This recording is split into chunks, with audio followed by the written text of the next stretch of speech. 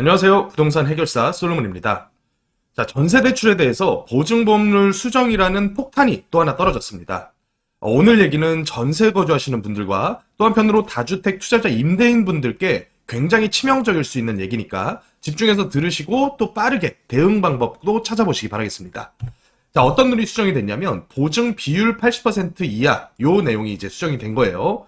근데 이 보증 비율이라고 하면 많은 분들이 착각을 하실 수가 있습니다. 내용부터 한번 보시면 한국주택금융공사 HF와 주택도시보증공사 그리고 서울보증 이 3대 보증기관이라고 하는데 이 보증기관들이 전세대출 보증의 보증 비율을 대출금의 원래는 100%까지 내줬었던 거를 7, 80% 수준으로 내리는 쪽으로 가닥을 잡아서 당장 다음 달부터 시행할 것으로 예상이 되고 있습니다. 자, 그래서 그 내용을 한번 두 가지 구분해서 볼 필요가 있는데 첫 번째로 우리가 일반적으로 가입하는 이 전세보증금을 돌려받기 위한 보증은 상품은 전세보증금 반환보증이라고 얘기를 합니다. 그래서 우리가 전세보증금을 집주인으로부터 못 돌려받았을 때 그거에 대한 반환을 이제 허그 같은 이 보증기관에서 대위 변제를 해줍니다. 자, 대위 변제해주고서 구상권 청구를 집주인에게 시간을 들여서 대신 해주는 상품이 바로 전세보증금 반환보증이라고 보시면 되겠어요.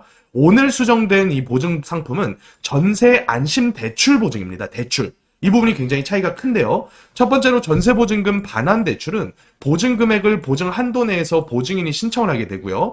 이 보증 한도라고 하는 게 어느 정도까지냐면 우리가 이제 126% 룰이라고 하는 게 여기서 나오는 거거든요. 주택가격 곱하기 담보 인정 비율, 그러니까 전세가에 대한 비율을 90%로 잡아서 나머지 뭐 선순위 채권 같은 게 있으면 이걸 다 빼고요. 126%는 또 어디서 나오냐? 주택 가격에 대해서 일괄적으로 공시가를 기준으로 해서 140%를 곱합니다. 그래서 공시가격 곱하기 140 곱하기 90%가 126%가 되잖아요. 그래서 이 해당 부분만큼만 반환보증을 해주겠다는 얘기예요. 그러니까 이 이상 가입하게 되면 사실은 이 3대 보증기관에서 하는 가입 상품은 가입을 할 수가 없게 되는 거죠. 그래서 일괄적으로 이 전세금에 대한 상한제를 썼다가 욕을 많이 먹었는데 이번에 손댄 전세 대출 보증도 사실은 그 골자가 다르지가 않아요. 일단은 누가 신청을 하는 거냐면 임차인이 은행에서 전세자금 대출을 받을 때 신청을 하는 겁니다. 그래서 금융기관들이 이 보증 상품을 믿고서 전체 보증금의 80%에 달하는 전세자금 대출 부분을 실행을 해주는 거예요. 그것도 저리로요. 그러면 그렇게 됐을 때 보증해주는 금액이 어느 정도냐면 보증 신청인이 신청한 금액, 전세자금 대출 특약 보증은 전세대출금에 대한 전액을 보증을 해줍니다.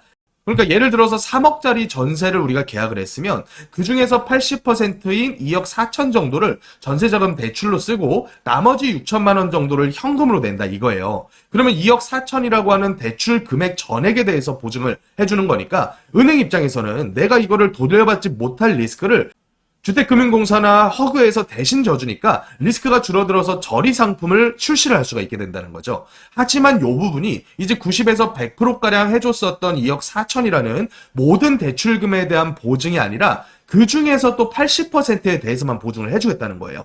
예를 들어서 2억 4천이라고 하면 2.4 곱하기 80% 하면 1억 6천에다가 84, 30이 하니까 한 2억 가까운 금액 정도까지만 보증 상품을 가입을 시켜주고 나머지 4천만 원에 대해서 미상환 리스크가 발생한다. 그러면 대출을 해준 대출 기관에서도 일부를 20%가량의 리스크를 떠안아라라고 하는 거예요. 그래서 보증 조건, 이 금액에 대해서도 위에 있는 전세보증금 반환보증이랑 동일한 금액을 설정을 해놨습니다. 그래서 대항력이나 확정일자를 갖춘 임대차 계약이 필요를 하고요. 또 거기에다 금액을 어느 정도 기준으로 보냐면 주택가격 곱하기 담보인정 비율, 앞서 살펴본 전세보증금 반환보증의 보증 한도와 동일해요. 그러니까 공시가 곱하기 126%의 전세금으로 계약을 한 이후에 그 중에서 80%가량을 전세자금 대출 신청을 하고 그 중에서 80%까지만 대출 보증을 해주겠다는 거예요. 자, 이걸 예시를 한번 들어보겠습니다. 지금 현재 양재동에 있는 모아타운 선정된 1구역에 있는 매매가 6억짜리 투룸이라고 한번 가정을 해볼게요. 현재 이 투룸의 공시가가 2억 5천이라고 했을 때는 전체 6억이라는 금액 중에서 전세 보증금으로 쓸 수 있는 금액이 공시가 2억 5천 곱하기 126%니까 3억 1,500까지 맥시멈 전세를 받을 수가 있다는 거죠. 그러면 갭 투자하시는 분들은 현금 2억 8,500 끼고서 갭 투자를 하시게 되겠는데 이 3억 1,500 금액 중에서 세입자가 실제로 본인 현금으로 부담하는 금액대는 전체 보증금 곱하기 80%라는 전세 대출을 빼고 나머지 부분만 세입자가 부담을 하게 되겠죠. 그래서 그렇게 됐을 때 전세자금 대출 총액이 80% 곱하면 2억 5,200이니까 3억 1,500에서 2억 5,200을 빼면 대략적으로 한 6천만 원대 정도가 세입자가 부담해야 되는 현금이라고 보시면 되겠어요. 자, 그런데 이 부분에 대해서 2억 5,200까지 여태까지 보증상품 가입을 해줬다면 앞으로는 어떻게 하냐? 여기에다가 80%를 곱해서 이 부분까지만 보증을 해주겠다는 얘기예요. 그러면 2억 정도까지밖에 안 된다는 얘기거든요. 그러면 은행 입장에서 만약에 이 부분이 다음 세입자가 안 들어오거나 이 집주인이 전세금을 돌려주지 못하는 상황이 됐다. 그럼 대략적으로 5천만 원가량의 손해를 은행이 대신 떠안아야 된다는 얘기예요. 그러면 이거를 은행에서 쉽게 돈을 빌려주려고 할 거냐? 이 부분을 한번 생각을 해봐야 될 것 같아요. 그래서 제가 한번 생각을 해봤더니 어떤 결과가 예상이 되냐면 일단 전세 반환 보증이 아니라 전세 대출 보증을 손댄 거기 때문에 다행스러운 점은 임차인의 손실은 발생하지 않는다라는 점이에요.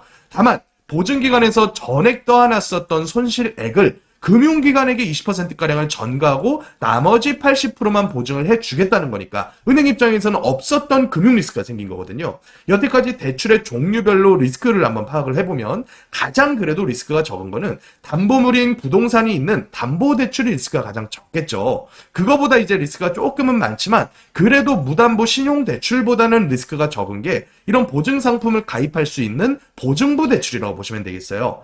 그래서 일반 시중은행에서의 대출이 요 순서대로 지금 금리도 형성이 돼 있었는데 이게 이제 바뀌게 되는 거죠. 담보대출은 여전히 리스크가 가장 적을 겁니다. 하지만 여태까지 보증을 100% 해줬었던 보증부 대출이 거의 무담보 대출화가 된다는 얘기예요. 약간의 차이는 있겠죠. 그래도 무담보 대출보다는 조금 더 보증부 대출이 리스크는 적겠지만 그래도 문제가 있어요. 무담보 대출, 우리가 신용대출을 빌리거나 사업자 대출을 빌릴 때 은행에서 쉽게 빌려줍니까? 그 해당 차주에 대해서 얼마나 깐깐하게 소득기준, 신용기준 평가를 합니까? 근데 보증부 대출은 그 부분에 대한 여지가 좀 적었었단 말이에요. 그런데 앞으로는 이거 개인 신용 철저하게 따질 겁니다. 임차인이 전세자금 대출을 받을 때도 개인 신용도에다가 소득 기준 전부 다 따져가지고 실행을 하다 보면 이건 사실상의 전세자금 대출에 대한 DSR과 큰 차이가 없어져 버린다는 거예요. 그러면서도 또 손실 가능액만큼의 리스크가 여태까지는 보증기관에서 전부 다 부담을 했다면 이걸 금융기관에서 일부 감싸 안아야 되니까 그 리스크 그들이 가만히 있겠습니까? 임차인에게 전부 다 전가를 한단 말이에요.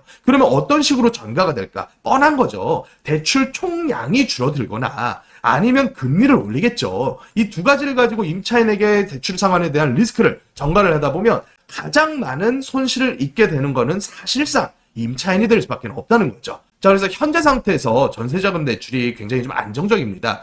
가장 저리로 빌릴 수 있는 시중은행에서의 대출이 2% 후반대부터 높아봤자 4% 초중반인데, 자, 근데 이런 상태에서 보증상품에 대한 리스크를 임차인이 떠안게 된다. 그러면 제가 봤을 때는 금리 전부 다 4%대에서 5%대를 넘어서 거의 신용대출과 비슷한 정도의 금리를 요구받게 될 것 같습니다. 자, 정리 한번 해보겠습니다. 이번 대책의 원인이 그럼 어디서 나왔냐 이거예요. 금융불안이라는 상황과 전세시장 불안, 비아파트 기준이겠죠. 비아파트 전세시장 불안 상황을 누가 조성했냐 이겁니다. 제가 봤을 때는 이거 정부에서 무리하게 126% 룰을 모든 지역에다가 차등없이 적용한 게 가장 큰 원인이라고 봐요. 그래서 전세보증금 반환 보증에 대한 리스크를 잡으려고 하다 보니까 이걸 안 내주는 방향으로 가버리는 거죠. 그래서 전세 대출 보증까지 손대는 이제 악순환의 고리 속으로 들어가 버렸다고 보여집니다. 제가 봤을 때 이렇게 돼버리면 전세시장 불안정 훨씬 더 가속화될 거고요. 그러면 비아파트 시장들은 전세가 아니라 월세 폭등 가속화가 더욱더 심해질 겁니다.